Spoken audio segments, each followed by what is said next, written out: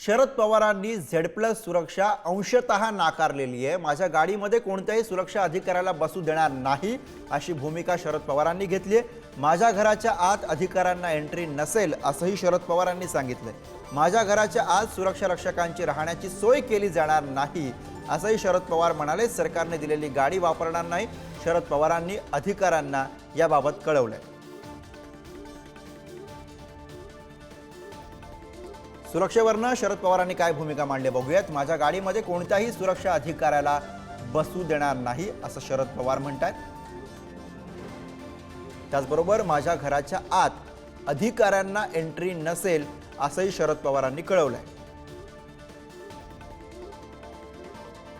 माझ्या घराच्या आत सुरक्षा रक्षकांची राहण्याची सोय केली जाणार नाही आणि त्यासोबतच सरकारने दिलेली गाडी वापरणार नाही, माझी गाडी बदलणार नाही असंही शरद पवारांनी यावेळी सांगितलेलं आहे।